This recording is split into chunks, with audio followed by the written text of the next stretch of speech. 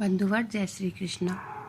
आज मैं आपको श्रीमद् भागवत गीता की चौथे अध्याय का महात्म्य सुनाऊंगी।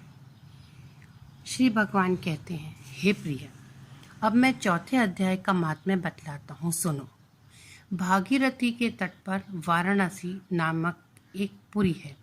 वहाँ विश्वनाथ जी के मंदिर में भरत नाम के एक योगनिष्ठ महात्मा रहते थे, जो प्रतिदिन आत्मचिंतन में तत्पर हो आदर पूर्वक गीता के चतुर्थ अध्याय का पाठ किया करते थे। उसके अभ्यास से उनका अंतःकरण निर्मल हो गया था। वे शीत उष्ण आदि द्वंद्वों से कभी व्यथित नहीं होते थे।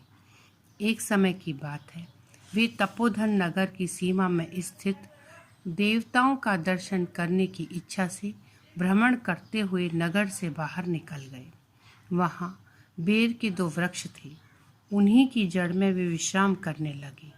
एक वृक्ष की जड़ में उन्होंने अपना मस्तक रखा और दूसरे वृक्ष के मूल में उनका एक पैर टिका हुआ था। थोड़ी देर बाद जब वे तपस्वी चले गए, तब बेर के वे दोनों वृक्ष 5 ही 6 दिनों के भीतर सूख गए।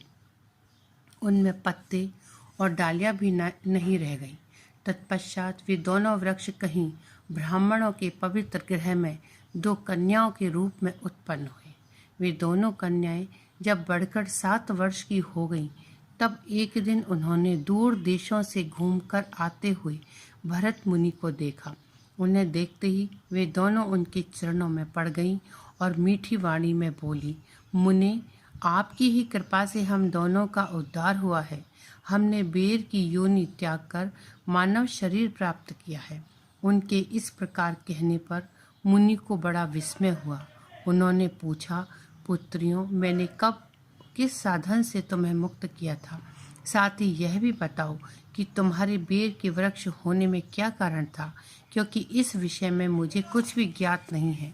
तब वे कन्याएं पहले उन्हें अपने बेर हो जाने का कारण बतलाती हुई बोली, मुने, गोदावरी नदी के तट पर छिन्न पाप नाम का एक उत्तम तीर्थ है, जो मनुष्यों को पुण्य प्रदान करने वाला है। वह पावनता की चरम सीमा पार पहुंचा हुआ है। उस तीर्थ में सत्य तपा नामक एक तपस्वी बड़ी कठोर तपस्या कर रहे थे। वे ग्रीष्म ऋतु में प्रज्वलित अग्नियों के बीच में बैठते थे। वर्षा काल में जल की धाराओं से उनके मस्तक के बाल सदा भीगे ही रहते थे तथा जाड़े के समय जल में निवास करने के कारण उनके शरीर में हमेशा रोंगटे खड़े रहते थे। वे बाहर भीतर से सदा शुद्ध रहते, समय पर तपस्या करते तथा मन और इंद्रियों को संयम में रखते हुए परम शांति प्राप्त करके आत्मा में ही रमण करते थे। वे अपनी विद्वता के द्वारा जैसा व्याख्यान करते थे, उसे सुनने के लिए साक्षात ब्रह्मा जी भी प्रतिदिन उनके पास उपस्थित होते और प्रश्न करते। ब्रह्मा जी के साथ उनका संकोच नहीं रह गया था, अतः उनके आने पर भी वे सदा तपस्या में मग्न रहते थे। परमात्मा के ध्यान में निरंतर संलग्न रहने के कारण उनकी तपस्या सदा बढ़ती रहती थी। सत्य तपा को जीवन मुक्त के समान मानकर इंद्र को अपने समृद्धशाली पद के संबंध में कुछ भय हुआ। तब उन्होंने उनकी तपस्या में सैकड़ों विघ्न डालने आरंभ किए। अप्सराओं के समुदाय से हम दोनों को बुलाकर इंद्र ने इस प्रकार आदेश दिया, तुम दोनों उस तपस्वी की तपस्या में विघ्न डालो, जो मुझे इंद्र पद से हटाकर स्वयं स्वर्ग का राज्य भोगना चाहता है। इंद्र का यह आदेश पाकर हम दोनों उनके सामने से चलकर गोदावरी के तीर पर, जहाँ वे मुनि तपस्या करते थे, आईं। वहाँ मंद एवं गंभीर स्वर से बजते हुए मृदंग तथा मधुर वेणुनाद के साथ हम दोनों ने अन्य अप्सराओं सहित मधुर स्वर में गाना आरंभ किया। इतना ही नहीं, उन योगी महात्मा को वश में करने के लिए हम लोग स्वर, ताल और लय के साथ नृत्य भी करने लगे। बीच बीच में जरा जरा सा अंचल खिसकने पर उन्हें हमारी छाती भी दिख जाती थी। हम दोनों ही उन्मत्त गति काम भाव का उद्दीपन करने वाली थी, किंतु उसने उन निर्विकार चित्त वाले महात्मा के मन में क्रोध का संचार कर दिया। तब उन्होंने हाथ से जल छोड़कर हमें क्रोधपूर्वक शाप दिया।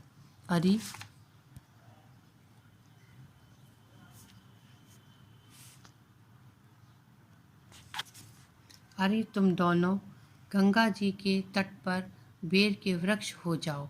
यह सुनकर हम लोगों ने बड़ी विनय के साथ कहा, महात्मन, हम दोनों पराधीन थीं, अतः हमारे द्वारा जो दुष्कर्म बन गया है उसे आप क्षमा करें। यूँ कहकर हमने मुनि को प्रसन्न कर लिया।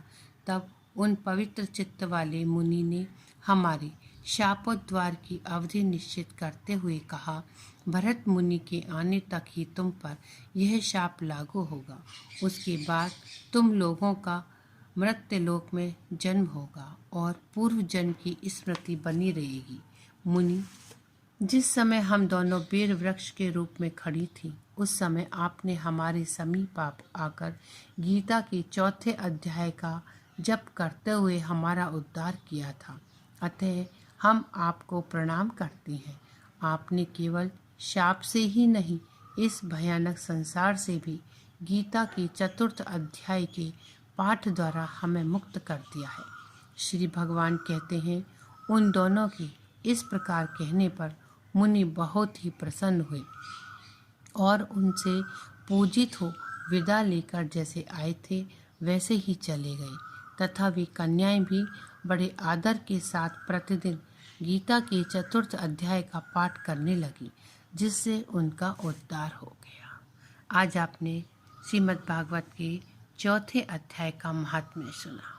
जय श्री कृष्ण।